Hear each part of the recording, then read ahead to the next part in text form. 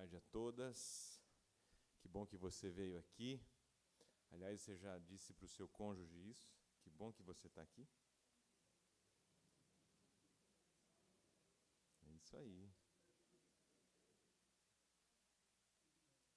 A gente está muito feliz com esse encontro, muito feliz por Deus ter proporcionado esse momento para nós, porque eu tenho certeza que o que Deus mais deseja é nos ajudar a construir um casamento feliz, segundo os propósitos dEle, com a ajuda dEle. E se você está aqui, porque isso é importante para você também, não é mesmo?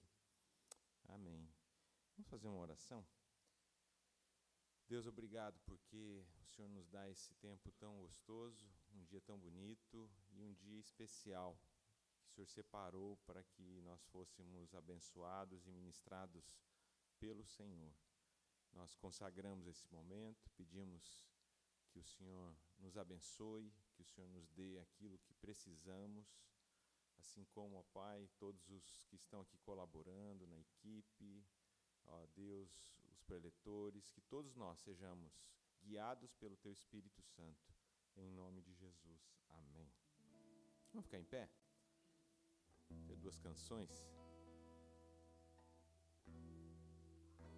Se você não conhece a letra, fique tranquilo, só pense nela, ore ela em pensamento, mas quem sabe canta. Essa é bem antiga. Eu te busco, te procuro, ó Deus,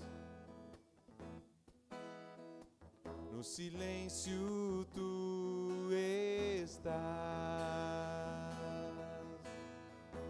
Eu te busco, toda hora espero em ti, revela-te a mim. Conhecer-te eu quero mais. Senhor, te quero, quero ouvir tua voz. Senhor, te quero mais. Quero tocar-te, tua face eu quero ver. Senhor, te quero mais. Prosseguindo para o alvo eu vou, a coroa conquistar.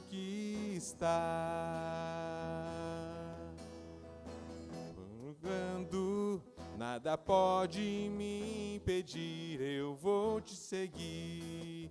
Conhecer-te eu quero mais. Senhor, te quero, quero ouvir tua voz. Senhor, te quero mais. Quero tocar-te, tua face eu quero ver. Senhor, te quero mais. Ore assim. Senhor, te quero, quero ouvir tua voz. Senhor, te quero mais. Quero tocar-te, tua face eu quero ver. Senhor, te quero mais. Nós queremos mais do Senhor nessa tarde, nesse tempo juntos, neste encontro, Pai. Mais do Senhor para a nossa história, para o nosso casamento, para a nossa família. É esse o nosso desejo. Amém. Eu creio que nós ouviremos aqui muita coisa boa, muitos testemunhos, muita ministração de Deus, palavra. Mas o meu desejo e o desejo de todo mundo aqui dessa organização é que essa palavra não fique só na sua mente, mas que ela também desça para o teu coração. Nós desejamos que essa palavra traga vida transformada para a tua história, restauração, cura das feridas, E isso quem pode fazer é só o Espírito Santo de Deus. Eu sei que nem todos aqui congregam aqui nessa igreja, e não importa a igreja que você frequenta, ou se você não frequenta nenhuma igreja, o que importa é que você entregue a sua vida para a obra desse Deus, do Espírito de Deus. Eu queria que nós cantássemos essa canção antiga, mas que fosse uma oração ao Espírito Santo de Deus, para que Ele possa agir na nossa vida. E não importa o quão feliz você acha que o seu casamento está, o seu casamento sempre pode melhorar. Você crê nisso?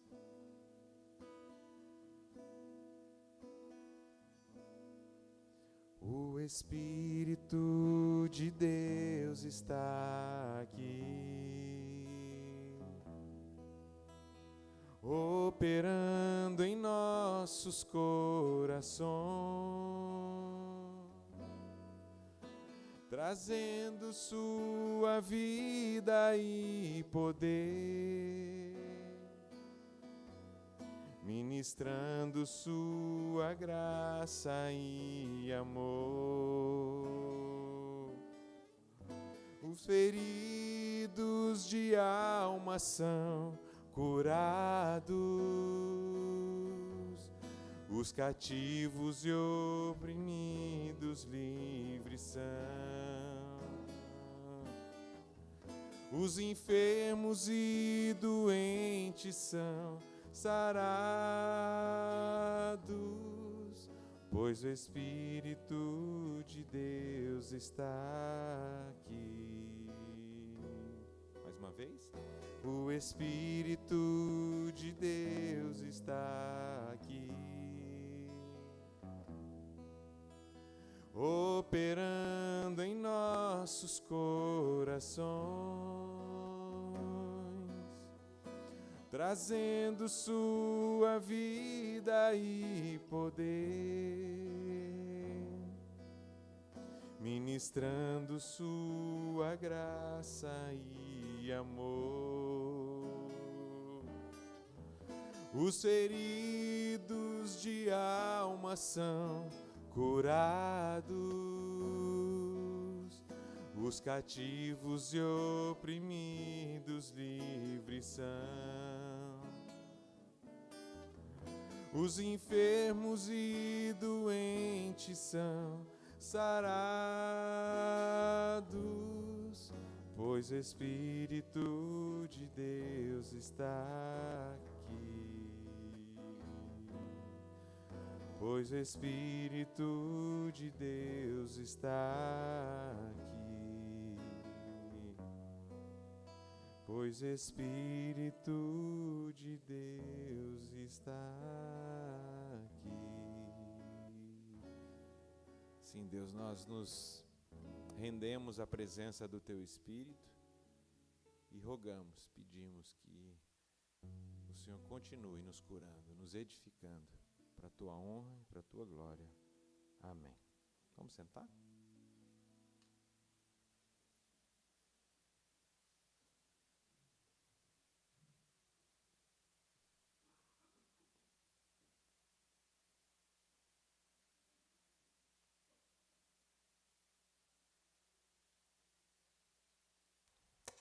Isso. Chega aqui, Mário Sérgio e Lília. Para nós é um privilégio vocês estarem aqui com a gente. Quero apresentá-los rapidamente, mas eu acho que eles podem depois se apresentar mais profundamente. Que eu posso começar dizendo que eu fui testemunha do casamento deles, não padrinhos, mas testemunha ali, ocular. Estava lá há 21 anos e 11 meses, olha só. E Deus tem abençoado nesse tempo, né? Graças a Deus. O Mário Sérgio e a Lília, eles têm formação na área odontológica, os dois são dentistas. Então, se der uma dor de dente aí... tá? E se eles não puderem entender, o Rogério atende. Né? Tá de outro. Mas é um prazer estar com vocês aqui. Eles são líderes na nossa igreja em Londrina, na primeira IPI de Londrina. Eles são paranaenses. Cadê os paranaenses aí? Nosso projeto de domínio está firme aqui, a gente vai dominar. Mas a gente vai tomar não dos... Eu aprendi isso, a gente não vai tomar dos catarinenses, Florianópolis, dos gaúchos. Que eles já tomaram a cidade e agora a gente, os paranenses, vai... É uma piadinha que a gente faz aqui. Mas eles têm liderado há um bom tempo, né? Desde célula, supervisão de célula, aí foi para a coordenação de ministério infantil e agora a coordenação de casais. Eles têm atuado com família há um bom tempo. E então, depois vocês falam um pouquinho mais da história de vocês, mas dizer que para nós da IPI do Estreito é um prazer recebê-los, tá bom? Aqui tem um pouquinho, aliás, a primeira IPI de Londrina tem um pouquinho de nós lá, que o pastor Messias levou para lá, né? Eu aposto que ele fala muito dessa igreja lá, e vocês ouvem muito falar de nós lá. Então agora vocês estão conhecendo essa igreja que é tão abençoada pelo ministério do Reverendo Messias. Deus abençoe vocês, tá bom? Deixa eu orar. Senhor, usa a vida do Mário Sérgio e da Lilian, que realmente eles sejam cheios da Tua presença e tudo que eles falarem seja guiado pela Tua palavra, pelo Teu amor e pelo Teu Espírito Santo. Em nome de Jesus. Amém. Amém. Boa tarde. Vocês estão bem?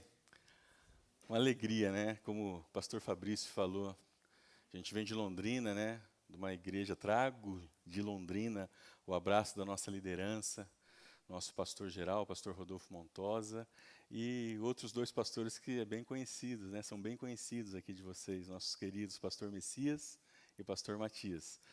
É a hora que eu nunca tinha estado aqui no Estreito, né? A primeira vez. Aliás, Florianópolis, eu e a Lília, a última vez que nós viemos para Florianópolis tem 17 anos. Esse é o primeiro pecado que a gente já chegou aqui e já cometeu. Não pode ficar tanto tempo sem vir para uma cidade tão linda como essa, né?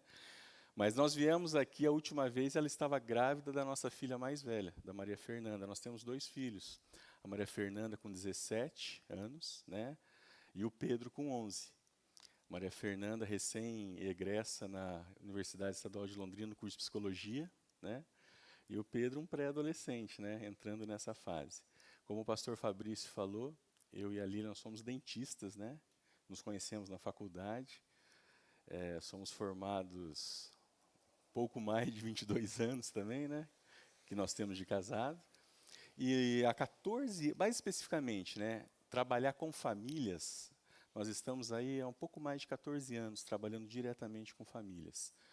E nos últimos 6, 7 anos eu comecei, né, também a estudar e tive algumas formações. Eu tive a formação na área de aconselhamento familiar e sou terapeuta de casal e família, né? E também clinico como terapeuta de casal e família atualmente, certo?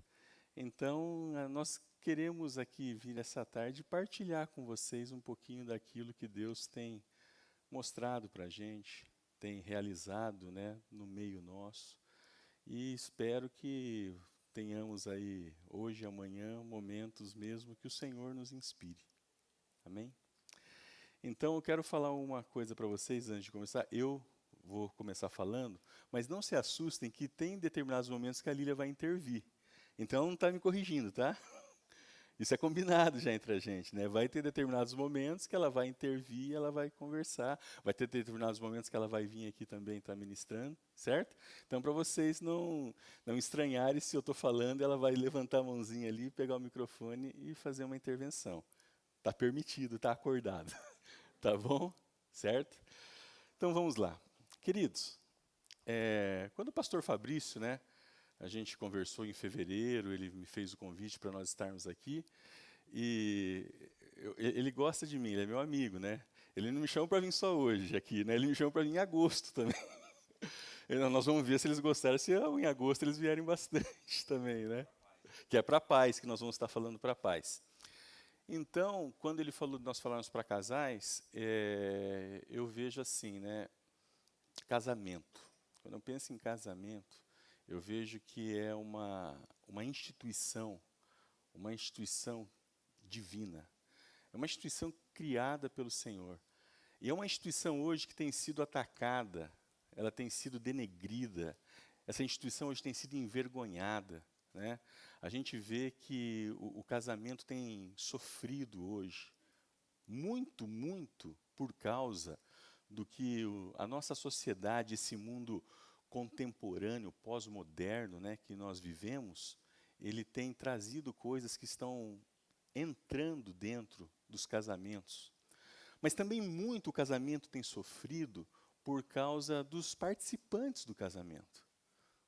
Por causa do homem, por causa da mulher, por causa muitas vezes de dificuldades na relação, no relacionamento, por causa muitas vezes da dureza do coração do homem e da mulher. Então o casamento vem sofrido com isso. E é interessante quando nós pegamos a palavra, quando nós abrimos a palavra, em Gênesis no capítulo 1, mais precisamente no versículo, a partir do versículo 26, 27 e 28, o Senhor está ali, Ele está criando o homem e a mulher. E no versículo 28, quando Ele cria o homem e a mulher, né, ele abençoa esse casal. E quando Ele abençoa, Ele dá uma ordem para esse casal. Vocês lembram? Né, nós vamos explorar esse texto mais lá na frente, mas ele fala assim, sede fecundos, multiplicai-vos, enchei a terra, né, e sujeitai-a. Dominai sobre os peixes do mar, sobre as aves do céu, que era a economia da época. A economia da época era essa. Dominai sobre os peixes, sobre o que vivia ali. E eu falo assim que nós, muitas vezes, Deus estabelece princípios. E quando nós quebramos princípios que o Senhor estabelece, a equação, o resultado dessa equação é problema. O Senhor estabeleceu um princípio.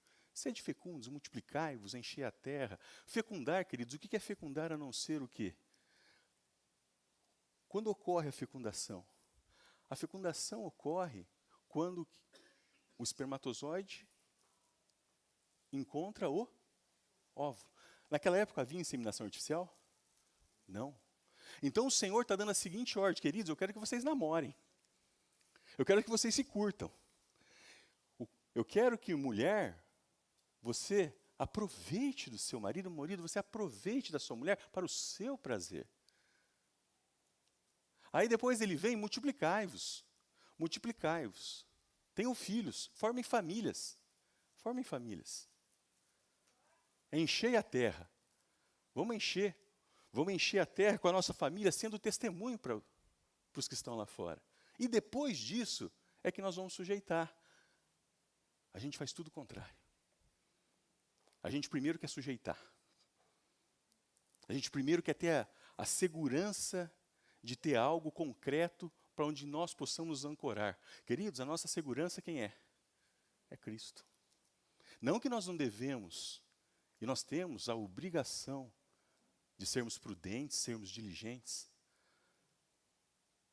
mas nós esquecemos de manter viva a chama que o Senhor coloca em nossos corações para manter o casamento, para manter essa união. E aí, como eu falei, nós quebramos princípios, nós temos problemas. E o interessante é que o casamento, o que estabelece o casamento é o amor. O que estabelece o casamento é o amor. É o amor meu para com ela e o amor dela para comigo. E eu gosto muito, vocês vão ver eu fazer muito isso, quando a gente vai falar sobre alguma palavra, nós temos que saber o significado dessa palavra. Existem muitas palavras que nós usamos como jargões populares e nós não sabemos o significado dela. E da onde que vem isso? Os irmãos sabem, a primeira vez que a palavra amor foi citada nas Escrituras, ou o verbo amar foi citado nas Escrituras? Eu vou ler para os irmãos. Está lá no livro de Gênesis, capítulo 22. Os irmãos não precisam abrir, só vou ler o versículo que fala isso. Gênesis 22, versículo 2. Acrescentou Deus, toma teu filho, teu único filho, Isaque, a quem amas, e vai-te à terra de Moriá, oferece-o ali em holocausto, sobre um dos montes que eu te mostrarei. A primeira vez que o verbo amar aparece nas Escrituras é nesse texto. Texto onde Abraão é levado por Deus a sacrificar, a cometer um homicídio. Em quem? No filho amado, Isaque. existe uma regra, falando aqui com o pastor, né, como teólogo, existe uma regra nas Escrituras que quando uma palavra aparece, ela segue essa sequência, o significado dela, por decorrer de toda a Escritura. E o amor, o verbo amar, no grego, ele tem vários significados. Nós somos acostumados a ouvir mais 3. O amor eros, que é o amor na esfera sexual, certo? O amor filéu, que é na esfera fraternal. O amor de amigos, irmãos, o amor de amizade.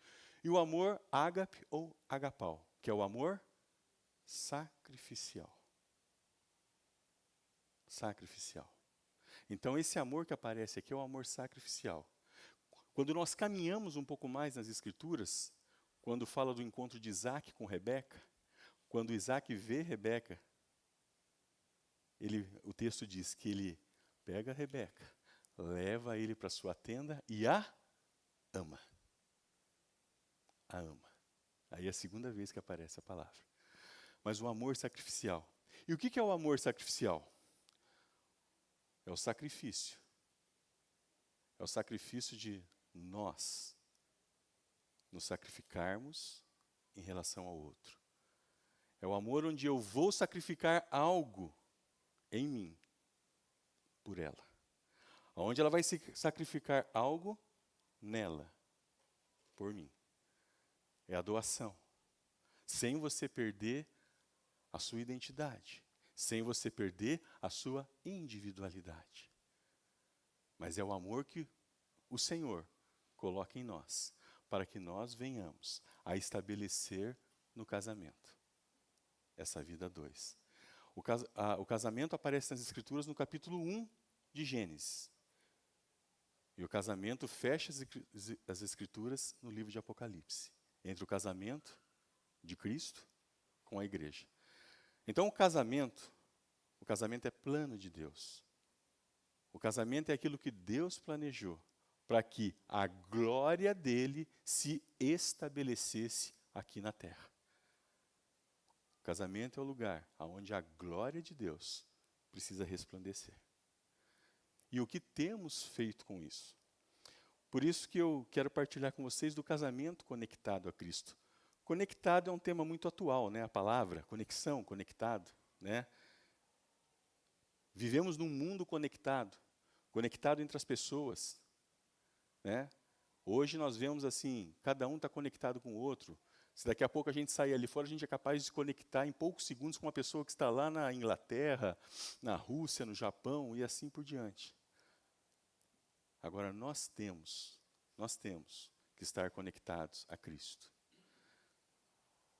Porque a conexão a Cristo gera vida em nós. A conexão em Cristo gera vida na nossa relação. A conexão em Cristo nos faz viver o casamento segundo aquilo que o Senhor idealizou. Amém? Então vamos lá. Está ligado aqui? Então, olha esse texto. Por isso deixa o homem pai e mãe e se une à sua mulher, tornando-se os dois uma só carne. Aí a instituição do casamento é implantada. Então, se a gente pegar Gênesis 1, 27 e 28, abre-se um parêntese e aí começa o capítulo 2. Porque o capítulo 2, ele explica, está sendo explicado o que acontece no capítulo 1, 27 e 28, quando ele criou. Então, deixar o homem pai e mãe e se unir à sua mulher. União.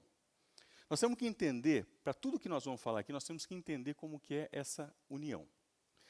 Essa união de homem com mulher, no nosso entendimento, ela passa por 3 esferas. A união física, que é a união da carne. A união emocional, que é a união da alma. E a união espiritual, que é a união do espírito. Vamos entender isso?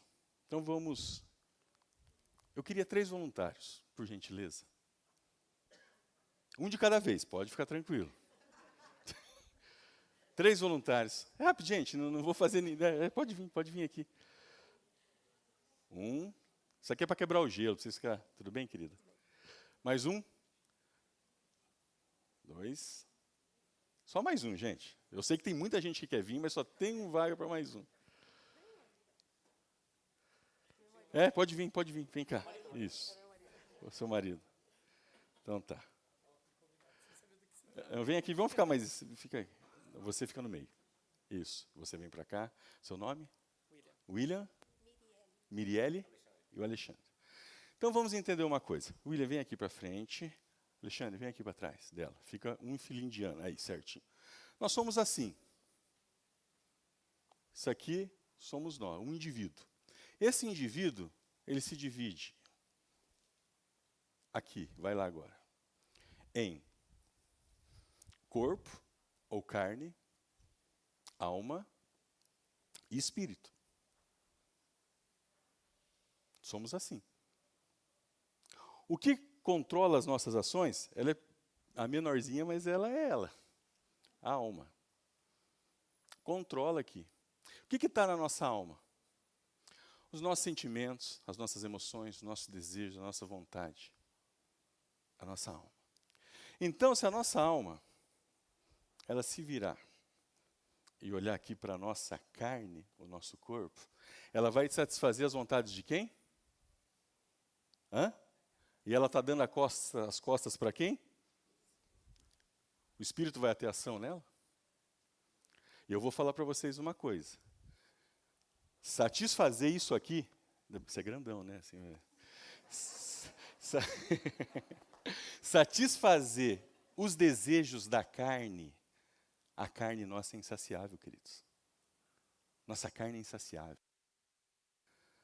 A nossa carne, ela tem uma sede tamanha, todos nós. Alguns exemplos simples. Homens, compramos um carro bom, já pensamos no outro. Mulheres, comprou uma bolsa, já pensa na outra. E assim a nossa carne vai.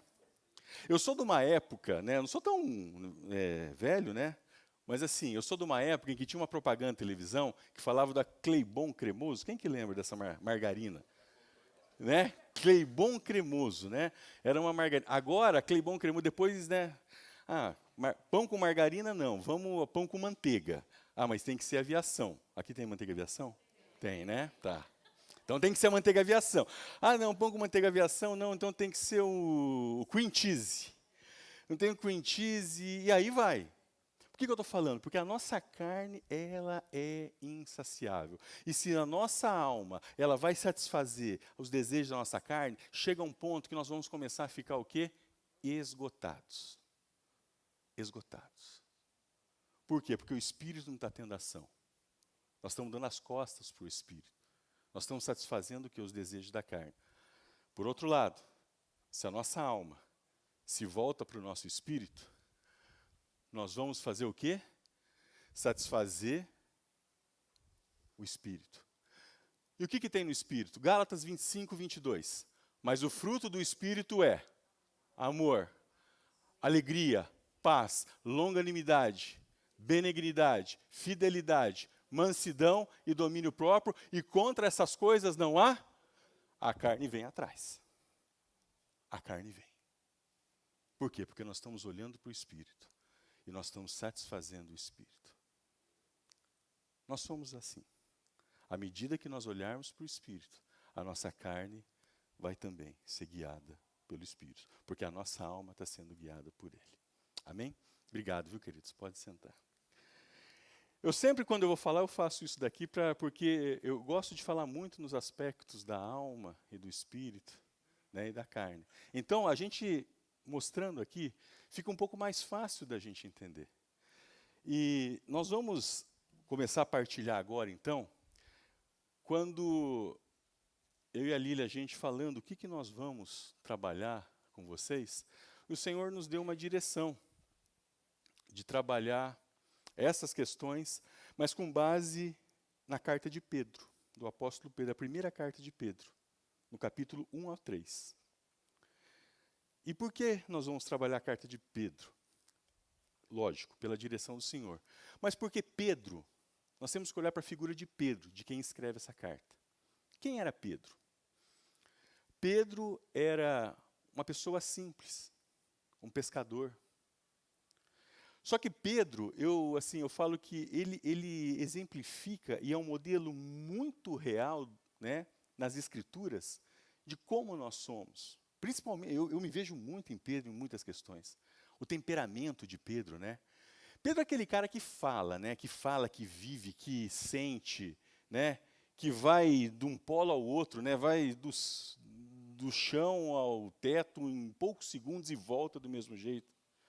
Pedro andou com Cristo 3 anos, né? Pedro era tão interessante que quando o Senhor Jesus está com os discípulos, né? E começa a lavar os pés dos discípulos, o que Pedro chega para Cristo e fala? Senhor, não faz isso, Senhor. Você não pode, quem sou eu para você lavar o meu pé? Cristo vem para ele e fala o quê? Pedro, se eu não fizer isso contigo, você não terá parte comigo. A sinceridade de Pedro, o que ele responde para Cristo? Então lava o corpo inteiro. Pedro era assim. Pedro tinha essa espontaneidade. Essa carta Pedro escreveu aproximadamente entre o ano 60 e 70 depois de Cristo, quando Roma foi incendiada, né? A história chega à conclusão que Nero incendiou Roma. Porém, Nero colocava a culpa em quem? Nos cristãos. Por isso, foi escrita para os cristãos, né, que estavam sendo perseguidos. Perseguidos, né? Perseguidos é o quê? Está fugindo de alguma coisa. Então é nesse contexto que Pedro, esse homem simples, esse homem que andou com Cristo, esse homem cheio de fé, mas que foi capaz, logo quando Cristo, quando o Senhor Jesus, né? E é interessante porque quando o Senhor está no Getsêmani, e quando chega os soldados lá com os fariseus para aprisioná-lo, o que Pedro faz? Temperamento explosivo, sanguíneo de Pedro. O que faz Pedro naquele momento? Ele pega uma espada, né, e vai para cima do soldado e corta, né, a orelha do soldado, do Malco. Cristo vai lá, pacientemente pega a orelha, coloca, né, e Pedro indignado com aquilo. Esse mesmo homem, indignado, algumas horas depois, ele é capaz de negar o seu Senhor por 3 vezes. Como o Senhor havia falado para ele que isso aconteceria. Quantos de nós, muitas vezes, em nossa relação, no nosso casamento, em determinadas situações ou condutas, e a gente fala, não, Pedro negou a Cristo. Quantas vezes nós, queridos, negamos o Senhor em atitudes, em comportamentos? Quando existe uma discussão, aonde a ira é suscitada naquele momento, porque a palavra nos ensina em Efésios 4, 25, Paulo fala assim, irai-vos, mas não pequeis. Então nós somos pessoas que temos a capacidade de ter ira. Mas a ira não pode nos levar ao pecado. Quantas vezes na nossa relação, por um motivo de ira, por uma palavra, um ato, uma atitude, um comportamento, nós não iramos um com o outro, e nós pecamos, e nós estamos negando quem? O Senhor. Pedro negou o Senhor. A palavra diz que Pedro praguejou com uma mulher que chegou até ele e falou, esse era seguidor de Cristo. Pedro praguejou. Mas é esse mesmo Pedro. E ele escreve essa carta, eu creio eu, na fase mais madura da vida dele. Depois que ele tinha vivido tudo. Depois que ele tinha feito uma leitura de tudo o que aconteceu com ele. Depois que ele tinha olhado para ele e visto quem ele era. Quem ele era. E aí ele olhava para o Senhor e vinha quem o Senhor era. E o que o Senhor podia e fazia na vida dele. É esse Pedro. E, além do mais, Pedro era casado. Pedro era casado. Pedro era um homem casado. Ele conhecia a vida relacional, a vida cotidiana do lar. Então, por isso que nós vamos partilhar agora essa carta de Pedro. Então, vida conjugal santa. Coloquei entre parênteses ali o quê? Separada. Então vamos começar a falar dessa palavra santa, que essa palavra às vezes a gente acha que ela está tão distante da gente. Porque o santo é algo, como nós ouvimos e aprendemos muito nas nossas igrejas, e corretamente isso é ensinado, o santo é algo sagrado. O santo é algo sagrado. Mas a palavra santo também é algo, quer dizer que algo que é separado. É separado. Nós temos que estar separado daquilo que não é bom, daquilo que nos contamina, daquilo que não nos vai fazer bem. Então, a vida conjugal, ela precisa ser santa, sim, ela precisa ser separada, porque é nisso que nós vamos tornar ela algo sagrado. Vamos para o texto. 1 Pedro 1, 13 a 17. Olha o que o texto diz. Por isso, cingindo o vosso entendimento, sede sóbrios e esperai inteiramente na graça que vos está sendo trazida na relação de Jesus Cristo. Pedro começa, depois que ele se apresenta na carta, ele fala, ele começa a falar nesse versículo, ele fala assim, cingindo o vosso entendimento. O que é cingir? Cingir é cercar. Cingir é como se fosse proteger. Se você está cercando algo, você está protegendo algo. Então, o que ele fala? Proteja, cerca o vosso entendimento. Na figura que eu coloquei aqui, o nosso entendimento está onde? Na nossa carne, na alma, no espírito? Na alma. O nosso entendimento está ali. Então ele manda nós nos cercar o nosso entendimento, cercar a nossa alma. Que jeito que nós cercamos o nosso entendimento, a nossa alma? Aonde nós estamos colocando o quê? Os nossos olhos. Aonde nós estamos colocando os nossos ouvidos. Porque o que nós olhamos, o que nós ouvimos, isso tudo vai agir no nosso o quê? Entendimento. E isso vai fazer-nos o quê? Ter opiniões, isso vai fazer nos levar a algumas condutas de comportamento, tudo que vem ao nosso entendimento. Então Pedro chega e nos alerta quanto a isso. Ele continua, sede sóbrios. Sede sóbrios. O que é uma pessoa sóbria? Uma pessoa sóbria é uma pessoa que não está desconectada, ótimo. Que está o quê? Embriagada? Não? A pessoa sóbria é uma pessoa moderada. É uma pessoa que tem um bom senso. É uma pessoa que sabe aquilo que vai o quê? Lhe ser bom, lhe ser benéfico. Sabe discernir. Essa é a pessoa sóbria. E esperar inteiramente na graça que vos está sendo trazida na revelação de Jesus Cristo. Então ele manda o quê? Nós cingir o nosso entendimento, sermos sóbrios, e nós esperarmos na graça. Queridos, vamos trazer isso para o casamento. Vamos trazer isso para a relação. Quando a gente traz isso para a relação, eu pergunto para mim e pergunto para vocês, homens, aonde estamos colocando os nossos olhos? Aonde estamos colocando os nossos ouvidos? Mulheres, o que tem sido olhado e escutado por vocês? Porque é isso que vai fazer o quê? Nós olharmos para a nossa relação. Então, nós temos que ver que os nossos olhos, como eu coloquei aqui, a alma, ela precisa constantemente estar olhando o quê? Para o Espírito. Ela precisa constantemente, porque no Espírito nós vamos encontrar essa revelação de Cristo. Porque se o Espírito Santo habita em nós, essa revelação, a cada momento, ela vai o quê? Transparecer em nós. Vamos lá.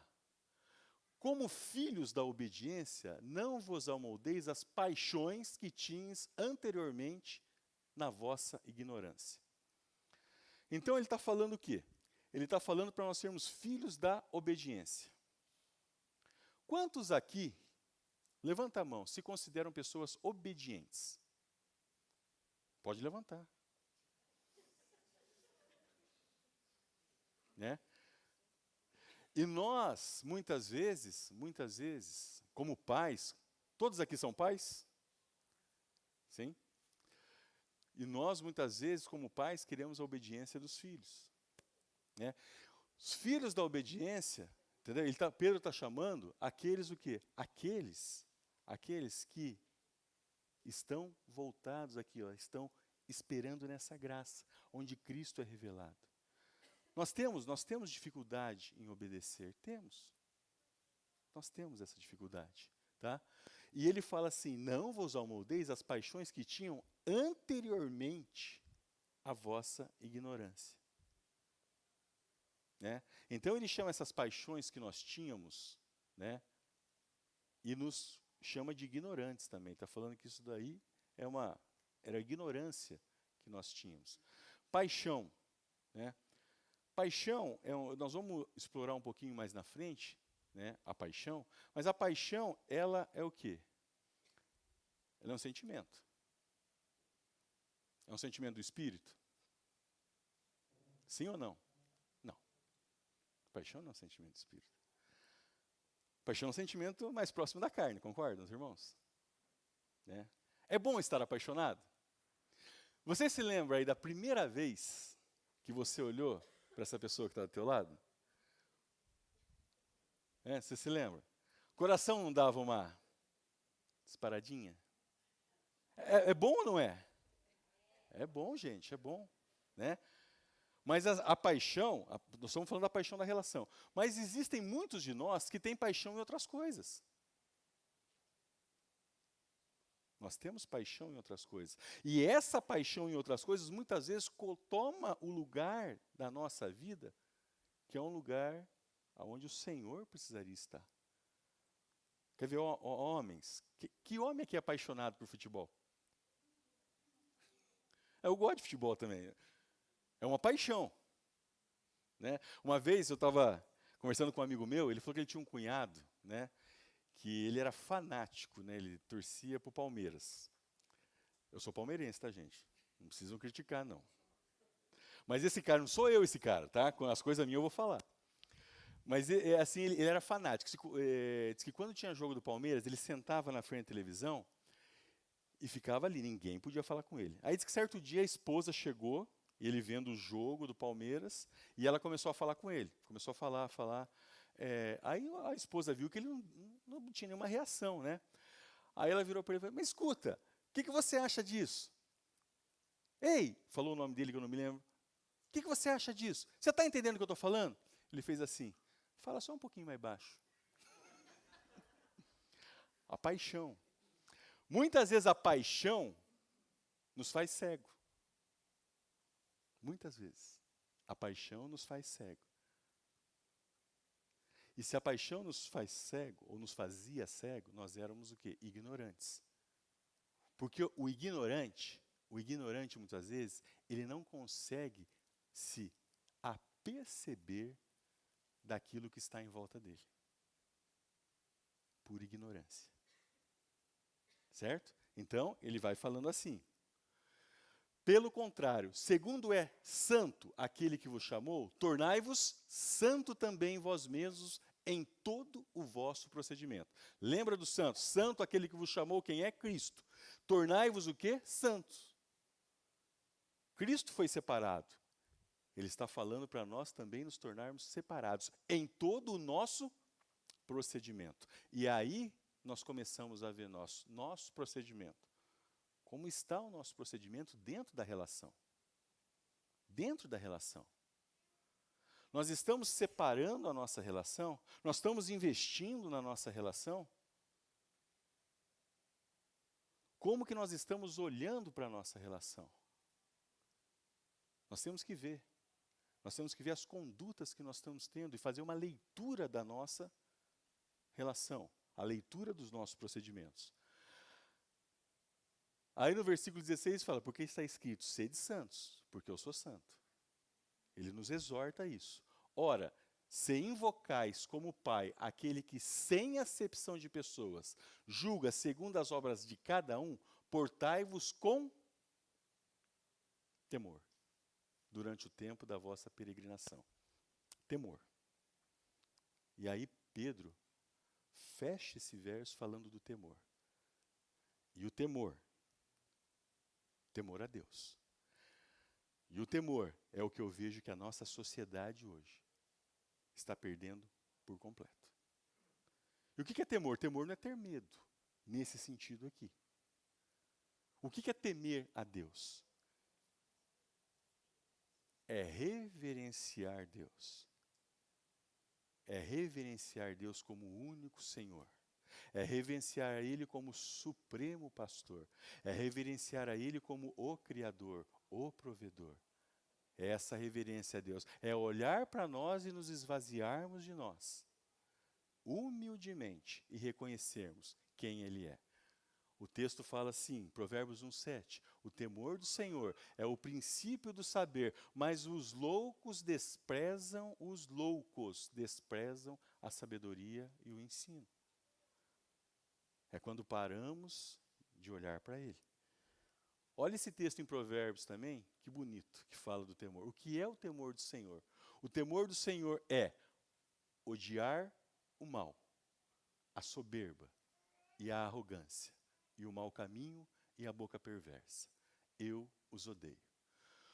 O temor do Senhor é odiar o mal. Mal com L é contrário de bem. Mal com U, contrário de bom. Tem diferença. Então ele fala para a gente odiar o mal. Quantas vezes, querido e querida, na nossa relação, nós não fazemos mal para o outro, sem ter a intenção? Quantas vezes? Quantas vezes que nós, na nossa relação, nós somos soberbos, arrogantes? Muitas vezes acontece isso. Muitas vezes nós trazemos esse aspecto da arrogância e da soberba para a relação. Os dois, homem e mulher, foram chamados igualmente para o Senhor. O Senhor colocando funções específicas em um, função específica no outro. Mas somos iguais. E nós trazemos muitas vezes essa soberba e essa arrogância. E aí nós procuramos, em vez de seguir um bom caminho, nós seguimos o quê? Um mau caminho. E a boca perversa, muitas vezes ela aparece na relação. A maneira como o quê? A maneira como é expressada a fala, a falta do respeito, da dignidade no trato de um com o outro. Você, meu querido e minha querida, e eu, se eu estou tratando mal a minha esposa, ou se ela está tratando mal a mim, se na minha relação eu estou usando de arrogância para com ela, ela de arrogância para comigo, isso aí está sinalizando o quê? Que o temor ao Senhor, muitas vezes, ele pode não estar no meu coração. Ele pode não estar no meu coração. Ok? Vamos continuar. Então, lembre-se, o temor do Senhor é o primeiro passo. É o primeiro passo para a minha vida individual. Acertar a minha vida relacional com o meu cônjuge. Vamos no texto, voltar ao texto de Pedro. Versículo 18, ele fala assim: sabendo que não foi mediante coisas corruptíveis, como prata ou ouro, que fostes resgatados do vosso fútil procedimento que vossos pais vos legaram. Vamos trazer isso para a relação. Como Pedro fala que nós somos resgatados, não foi por prata ou ouro, não foi por nada de valor material aos nossos olhos. Nós somos, tá? Ele fala assim, essas coisas não. Mas ele diz que nós somos resgatados de um fútil procedimento. O que é um fútil procedimento?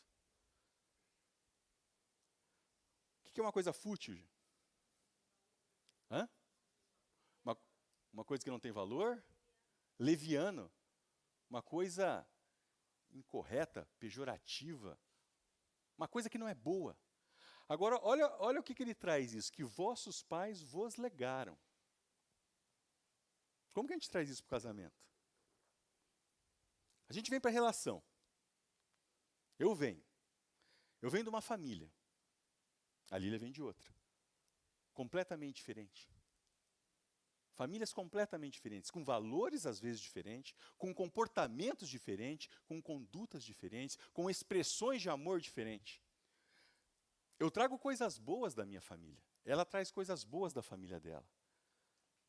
Mas eu também trago coisas da minha família que não são boas, como ela traz coisas da família dela que não são boas. E assim somos todos nós. Assim somos todos nós.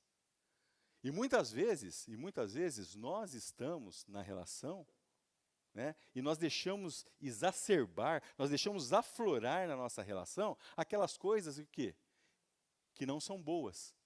E Pedro nos alerta que esse é um fútil procedimento. É um fútil procedimento que nós trazemos. Sabe aquela coisa que você olhava para a casa dos seus pais e falava assim, isso aqui nunca vai acontecer na minha casa. E a hora que você vê, você está fazendo a mesma coisa. Sabe o que isso é? Você não faz bem? Um legado e é um fútil procedimento de um legado que foi lhe passado. Legado dos pais. Queridos, isso aqui eu não estou falando, veja bem, quero abrir um parênteses agora. Quero falar para vocês que aos nossos pais, segundo as Escrituras, nós temos um dever. Honrá-los. Isso está nas Escrituras, isso é bíblico. Ah, mas você não sabe que o meu pai... Eu não sei. Só que eu vou falar para mim e para vocês, para minha esposa, para todos aqui nesse auditório. Se nós estamos aqui, se o seu pai, se a sua mãe, não tem nada de bom que você pode imaginar, uma coisa. Que é a maior. Ele te deu a vida. E basta. Certo? Se temos Cristo hoje ainda, gente, né? Então, nós temos que ver que muitas coisas nos foram legadas que não foram boas.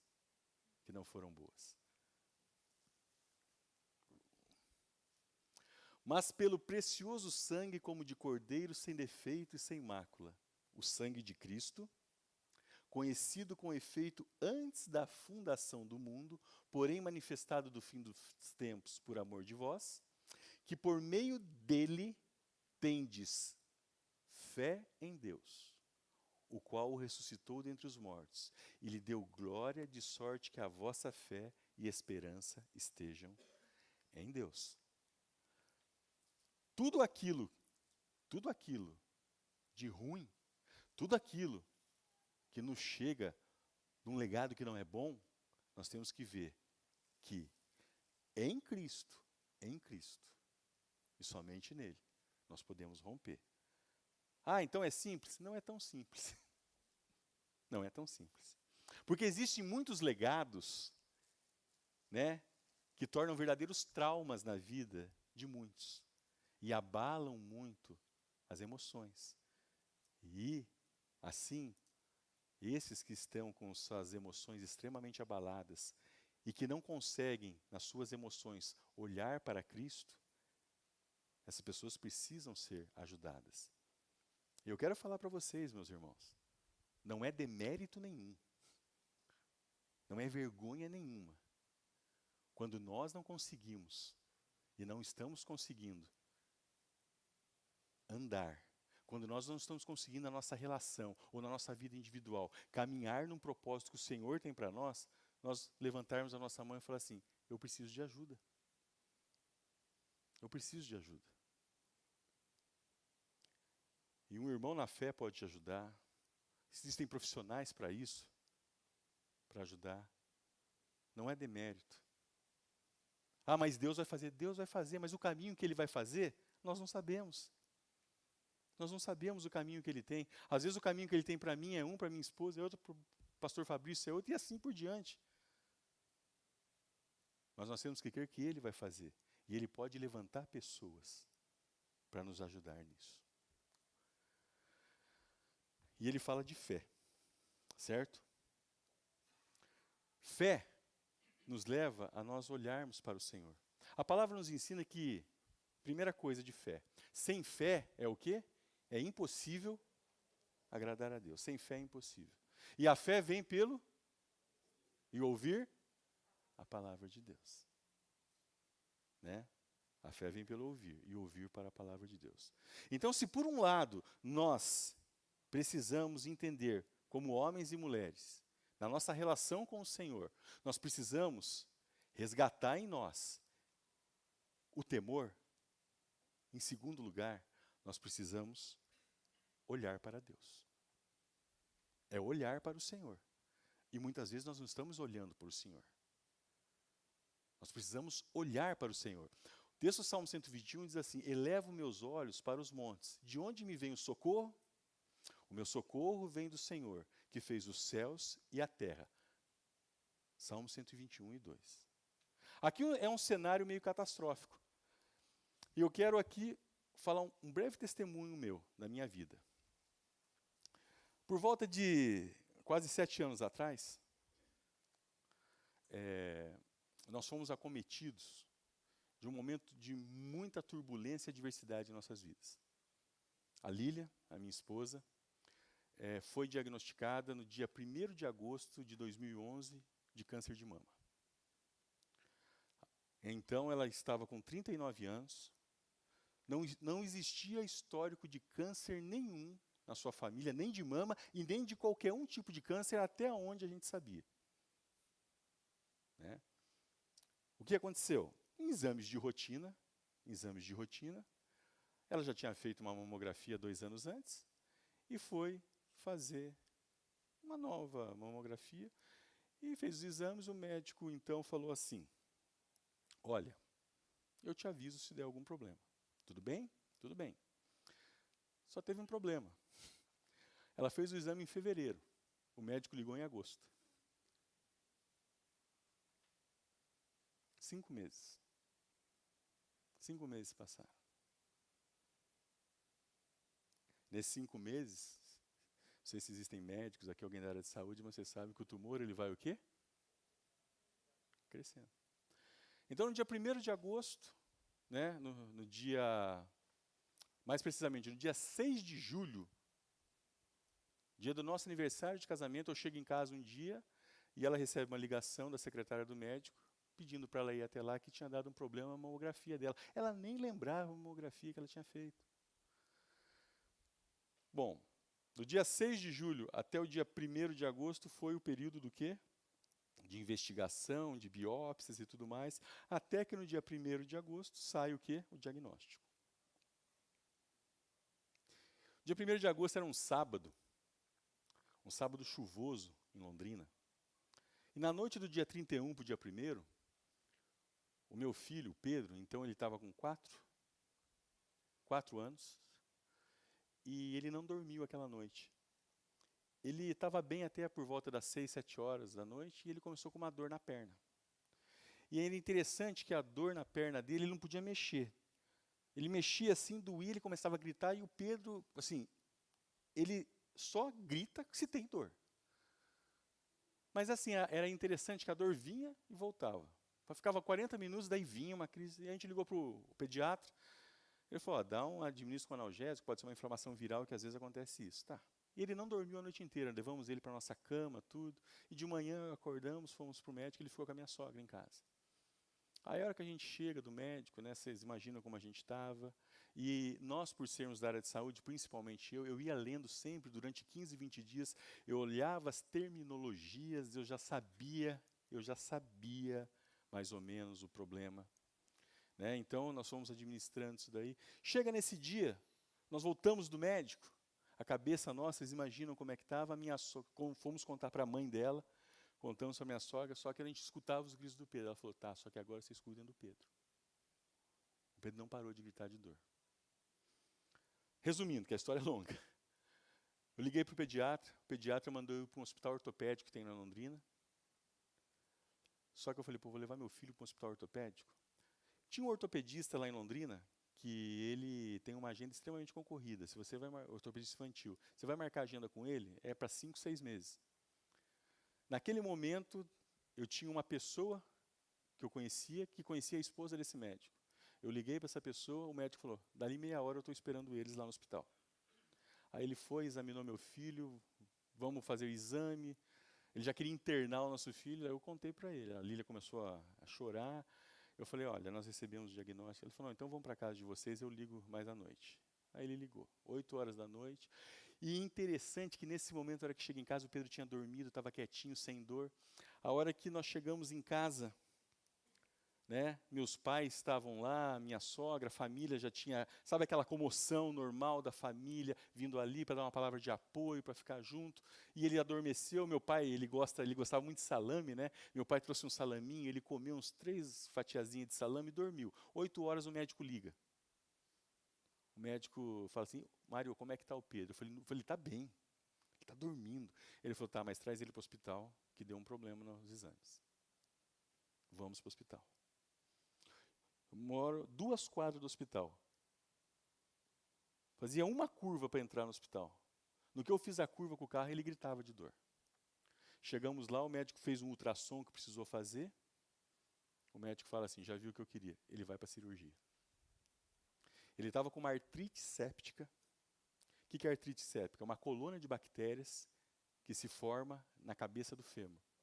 E se ele não entra para a cirurgia, essa colônia de bactérias ia começar o quê? A comer o ossinho dele. Ia promover uma osteomielite. E em 24 a 48 horas, isso daí poderia evoluir para uma septicemia. E aí você já sabe. Então, nesse dia, né? Porque é o seguinte, gente. Nós que somos casados e nós passamos por dificuldade, um monte de dificuldade a gente dá um jeito, não dá? A gente dá. Dificuldade financeira. Você cutuca daqui, dá um jeito. Por um monte de dificuldade, a gente dá um jeito. Mas quando é saúde, isso aí começa o quê? Escapa das nossas mãos.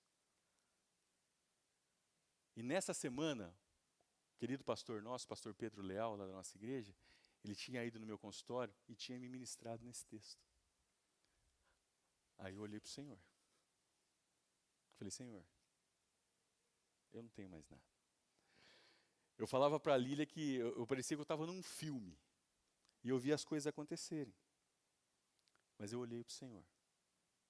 Resumindo, a Lília teve o câncer, a Lília teve a mastectomia ser feita, ela fez 16 sessões de quimioterapia.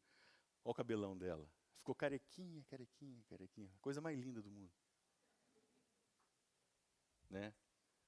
7 anos, quase 8 anos. Ela faz os controles, ela está curada. Ela não tem resquício. Né? Eu estou falando isso porque foi assim a hora mais assim, essencial da minha vida que eu fui me levado a fixar o olhar totalmente no Senhor. Eu não podia fazer nada. O que eu podia era dar meu apoio, é dar meu afeto, é a minha oração. Mas eu olhei para o Senhor. E o Senhor é muito bondoso. E o Senhor é misericordioso. E aí ele fez isso. Nosso filho hoje, o Fabrício estava perguntando para mim, ele joga futsal, ele não tem resquício nenhum na perna. Existia um risco, né, de ficar, ele ficou 21 dias sem andar. Ele fez também uma dezena de sessões de fisioterapia. Hoje ele é goleiro de futsal. Logo goleiro, né? Mas estamos torcendo por ele. Né? Mas é isso, olhar. Nós precisamos resgatar o olhar para o Senhor. O olhar para o Senhor nas nossas vidas. Né? Mas como fazer isso? Uma diquinha aqui para vocês, bem prática. Dedicação e tempo diário a Deus. Nós precisamos resgatar isso. Um tempo diário, uma dedicação. Quanto tempo? Não sei. Você que deve saber. Tem coisas que nós somos acostumados, a nossa sociedade é de receitas prontas, né? Então você fala assim, escuta, você falou dedicação em tempo diário, mas quanto tempo diário? Eu falei, sei lá. É igual quando a gente vai aconselhar casal, né? E como nós estamos falando com casal, às vezes, né, você entra na parte da sexualidade, Aí chega o amado, olha para mim, mas quantas relações você acha que eu tenho que ter no mês? Eu falei, eu vou saber eu? Que é isso? Eu não tenho que saber. Cada um tem que saber. Tem pessoas que 5 minutos por dia, tem pessoas que precisam de 1 hora. Não sei. Mas o que nós precisamos é ser intencionais em dedicar um tempo diário ao Senhor, para olharmos para Ele. Olhar menos para o outro e para si. Porque nós gostamos muito de olhar para o outro enxergando defeitos. E olhar para nós enxergando que também não faz bem.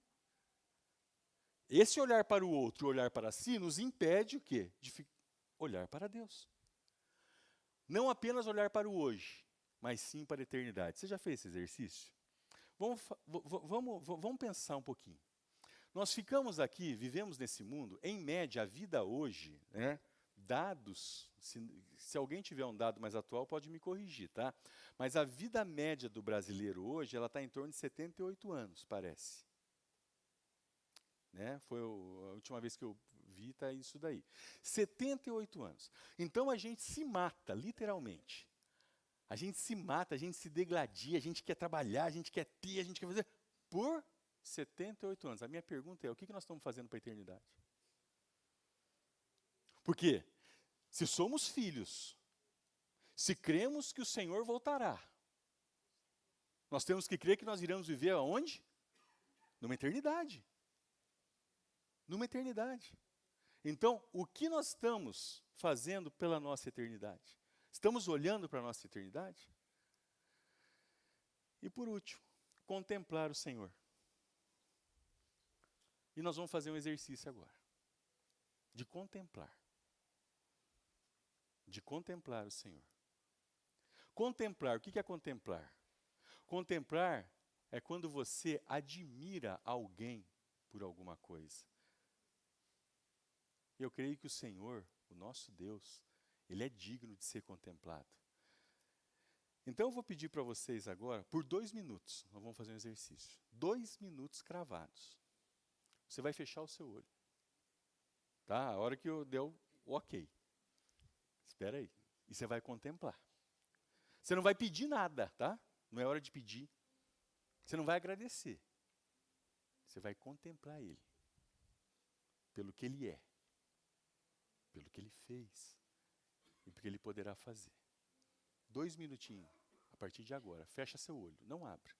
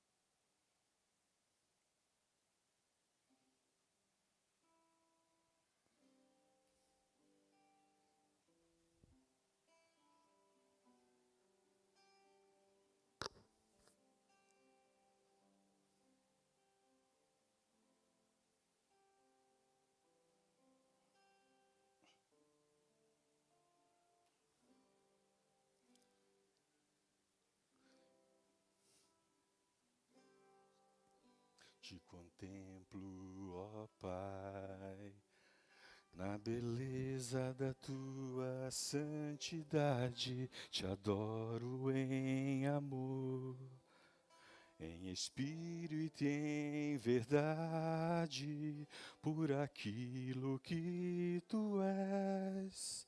Eu me prostro aos seus pés, ministrando a ti a minha adoração,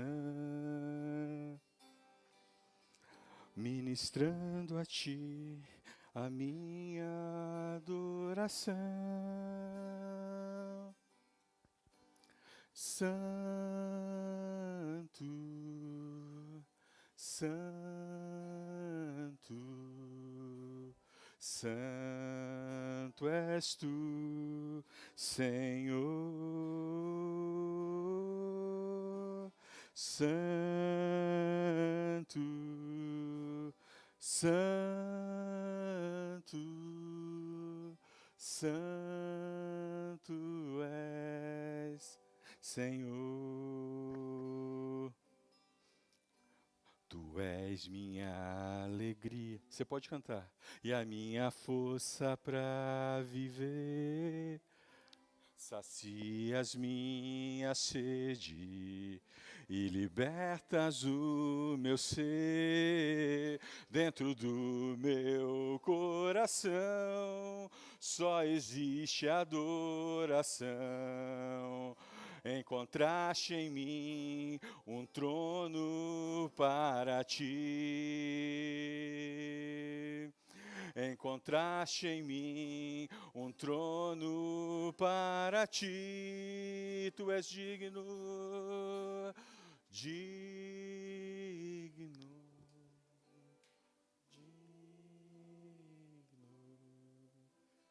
digno és tu, Senhor. Digno,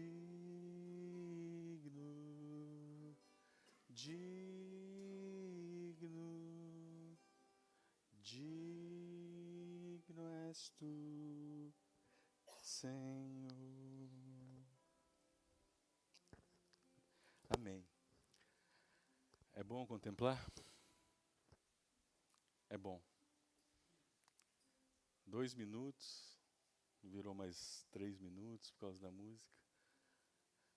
Nós precisamos disso. Nós necessitamos disso.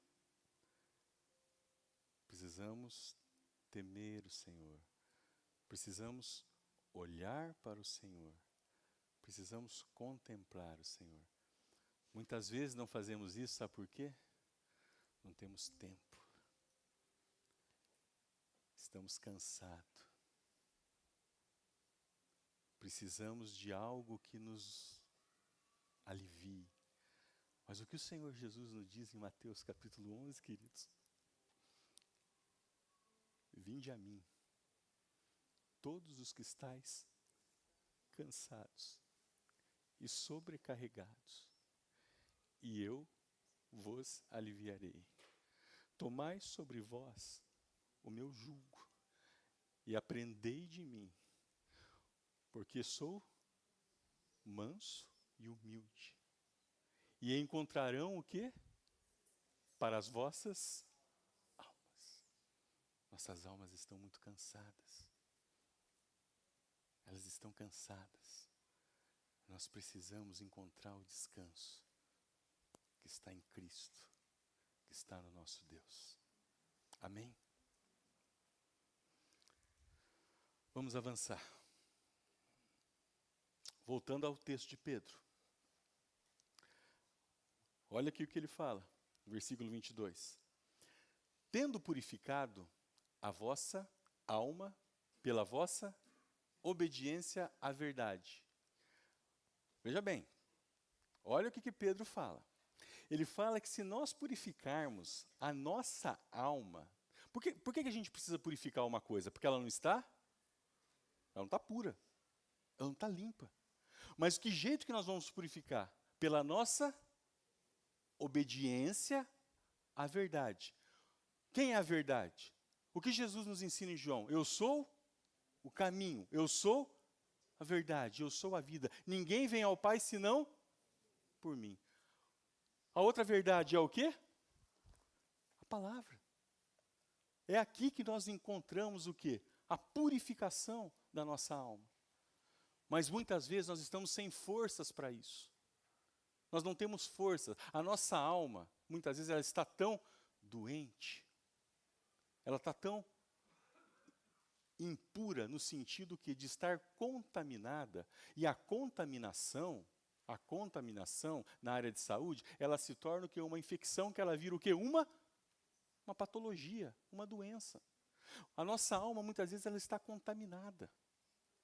E nós não temos forças. Nós não temos forças. Aí Pedro vem e fala: amai-vos de coração uns aos outros, ardentemente. Ele traz o amor de novo. Amai-vos de coração uns aos outros, ardentemente. Né? E o coração nas Escrituras, o coração ele pode estar, em algumas situações, tanto falando do espírito, como ele está falando da alma. Certo? Aí ele volta a falar aqui: fostes regenerados não de semente corruptível, mas de incorruptível, mediante a palavra de Deus, a qual vive e é permanente. Pois toda a carne, eu acho lindo esse versículo, pois toda a carne é como a erva, e toda a sua glória, a glória de quem? Da carne. Como a flor da erva. Seca-se a erva e cai a sua flor. A flor é bonita. Ele tá dando esse exemplo.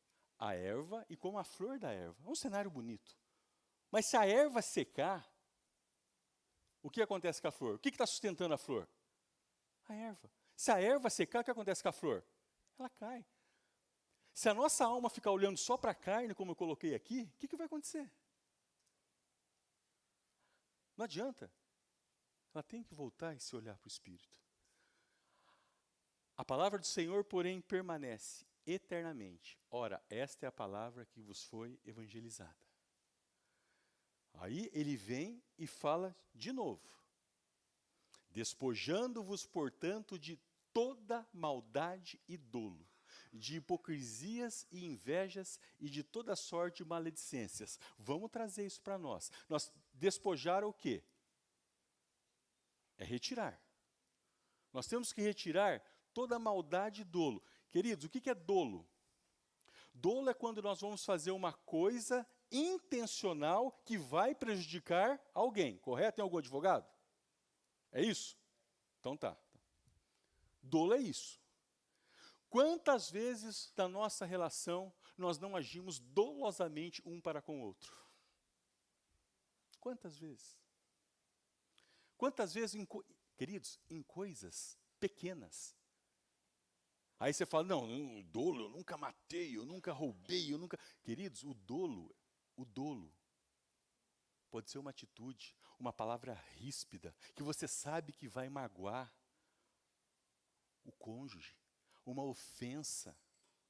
Você fazer um comentário, né? Vou entrar um pouquinho, quer ver? Fazer um comentário sobre a família dele, que você tem uma certa restrição com algumas coisas, e você fala uma coisa que você sabe que vai ferir ele ou ela.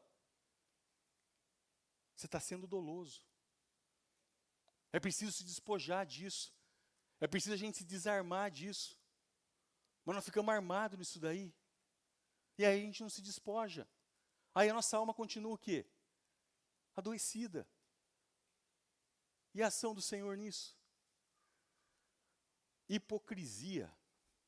Quantas vezes nas nossas relações nós não vemos hipocrisia? Aí, o hipócrita, quem é o hipócrita? O hipócrita é aquele que o discurso não corresponde à prática. Porque eu vou na igreja todo domingo eu estou lá. Mas domingo, o culto aqui é às 7 horas? Das 7 às, em média?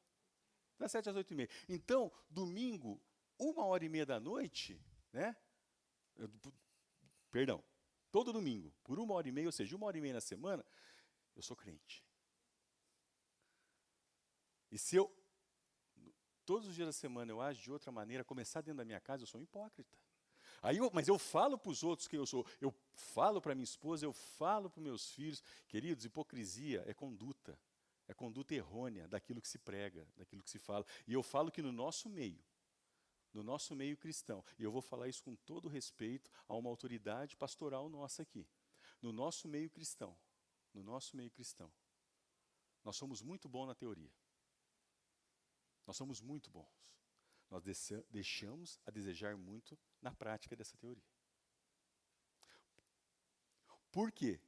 Porque se nós seguíssemos, né, as Escrituras e procurássemos viver o mais próximo delas o possível, na prática, muitos ou quase a totalidade dos nossos problemas inexistiriam. Então nós temos que ver que nós temos que nos despojar da hipocrisia, inveja.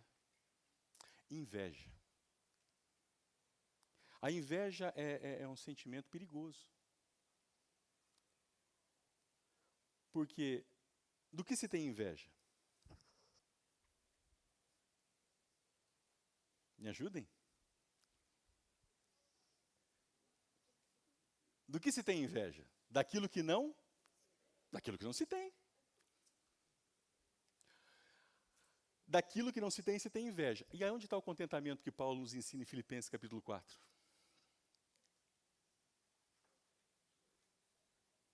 Nós temos que ver. Então, muitas vezes, nós deixamos a inveja tomar conta de nós. Né?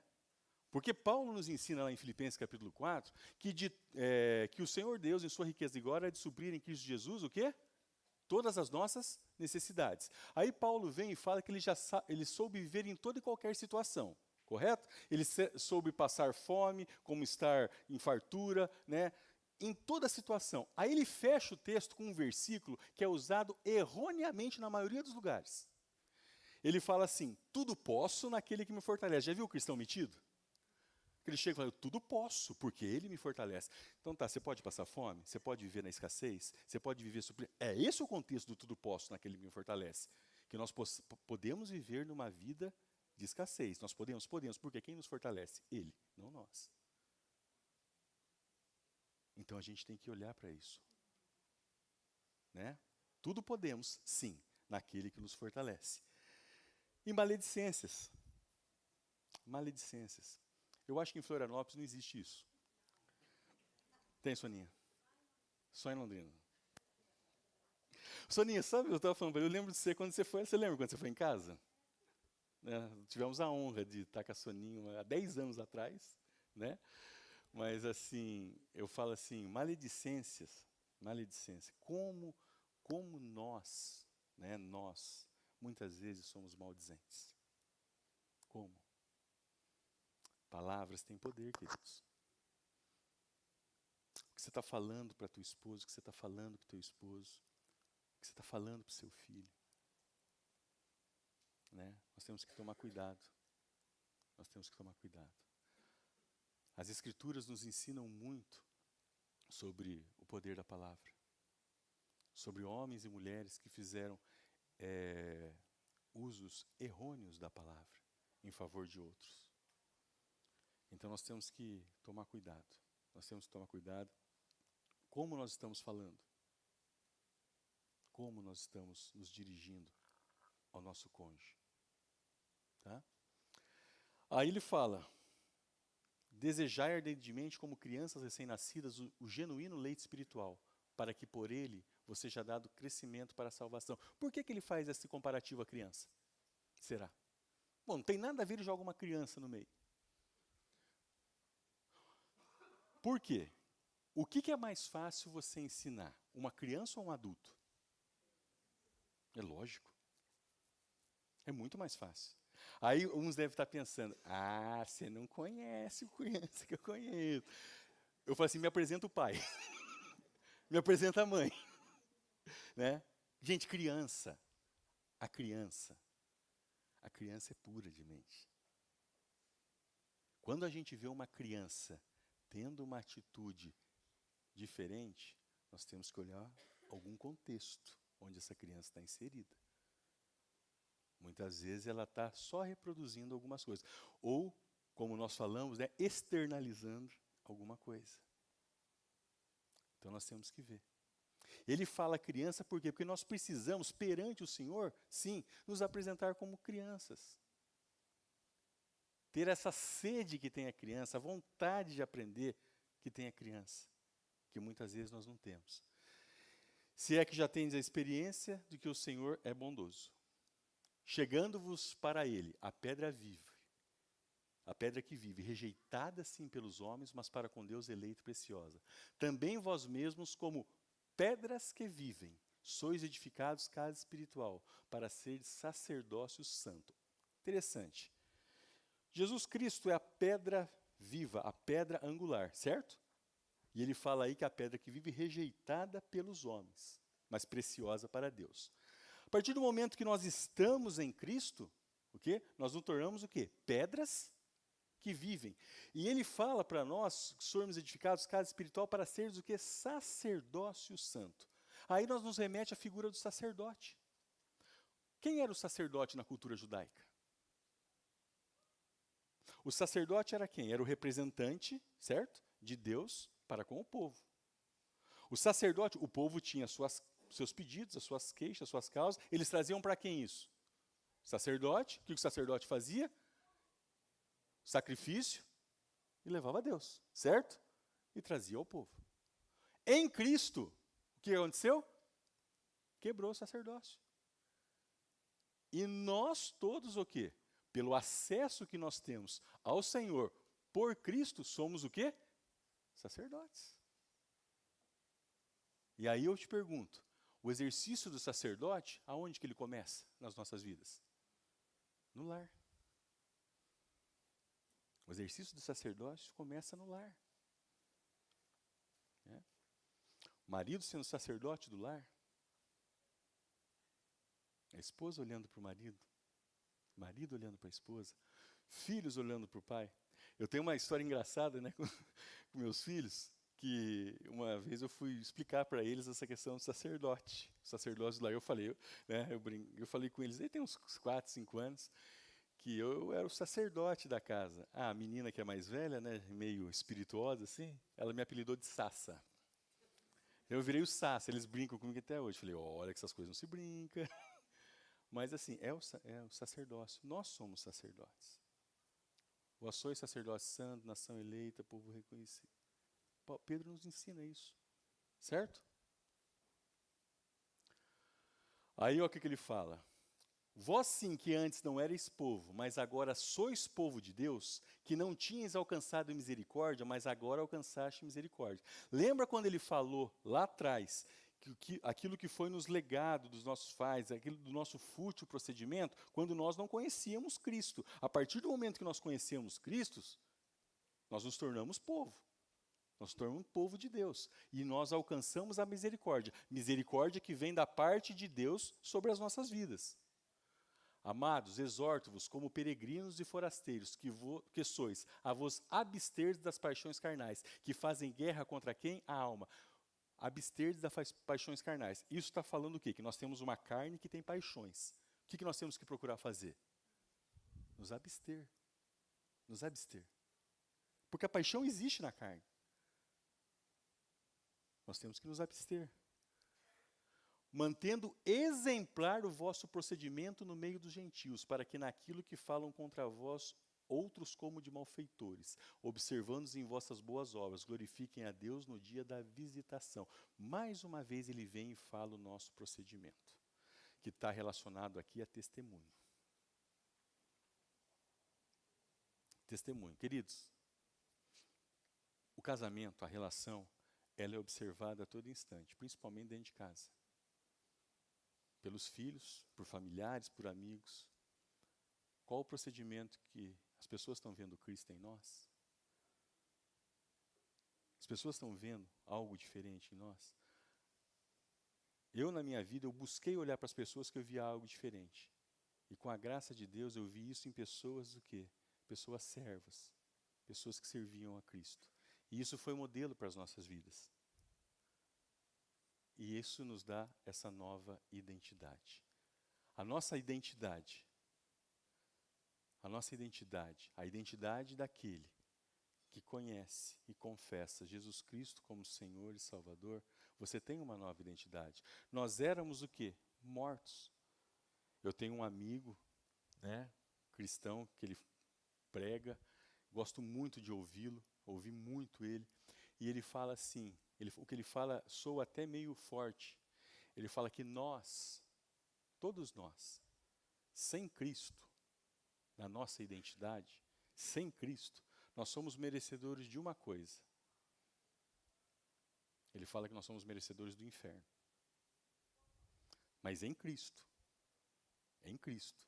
nessa nova identidade que nós temos nele, nós temos com ele, nós seremos dele, ficaremos com ele. E essa nova identidade é que vai fazer toda a diferença na nossa história. Vai fazer toda a diferença. Certo? Tá na hora? Tá? Então, beleza. Então, vamos dar um tempinho. Quantos minutos? 15 minutos? 15 minutinhos, depois nós vamos falar do casamento como uma missão nossa. Ok?